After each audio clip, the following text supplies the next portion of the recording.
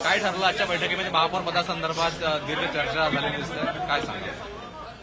माननीय नितीनजी हे आमचे नेते आणि मार्गदर्शक आहेत, त्याच्यामुळे आता ज्या काही महापौराच्या निवडणुका आहेत त्या संदर्भात त्यांच्याशी चर्चा झाली आहे आणि चर्चेनुरूप त्या संदर्भातली एक रूपरेषा ही ठरवण्यात आलेली आहे।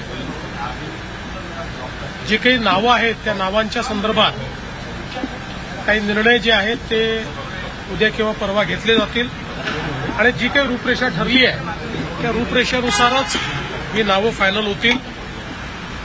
आमचे जे काही महानगराचे अध्यक्ष आहेत, आमदार आहेत, हे मिळून त्या संदर्भात अंतिम निर्णय करतील। नागपूरचं काय सांगाल? इतर ठिकाणी ज्या पद्धतीनं समीकरण दिसत आहेत त्या ठिकाणी काही चर्चा झाली का?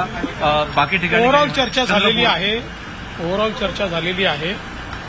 त्या ठिकाणचे जे प्रमुख आहेत त्या प्रमुखांना आम्ही नेमकं काय करायचं आहे तशा संदर्भातली लाईन घेऊ आणि त्यानुसार पुढची कारवाई होईल।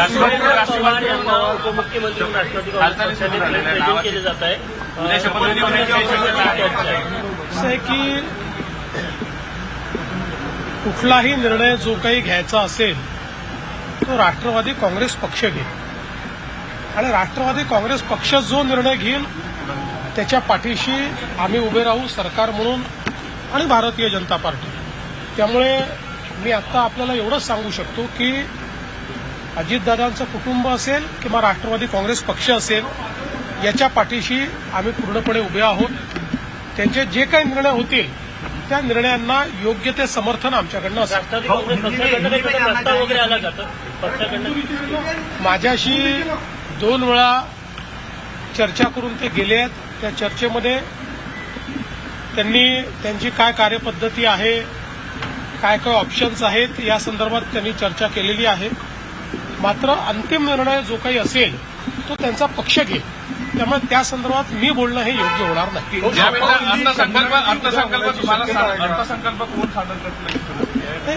आता तरी असं आहे की अजितदादांनी भरपूर तयारी अर्थसंकल्पाची केली होती, त्यामुळे आता उद्यापासून मी स्वतः लक्ष घालून अर्थसंकल्पाच्या ज्या काही प्रोसेसेस आहेत त्या मी स्वतः पूर्ण करणार आहे आणि मग आम्ही इव्हेंच्युअली ठरवू काय करायचं। मी तुम्हाला सगळं सांगितलं आहे, याच्यापेक्षा जास्त सांगण्याला माझ्याकडे काय। हिंदी में बताइए जिस तरह से कहा जा रहा है कि उपमुख्यमंत्री बनाया जाएगा, क्या चर्चा क्या? देखिए, कोई भी निर्णय जो होगा ये निर्णय राष्ट्रवादी कांग्रेस पार्टी लेगी। राष्ट्रवादी कांग्रेस पार्टी जो निर्णय लेगी हम उसके साथ खड़े रहेंगे, चाहे वो अजीत पवार जी का परिवार हो या राष्ट्रवादी कांग्रेस पार्टी हो, इनके साथ पूरी ताकत के साथ सरकार के रूप में और भारतीय जनता पार्टी के रूप में हम खड़े। सर, उनके नेता मिलने आए थे, आपसे क्या चर्चा?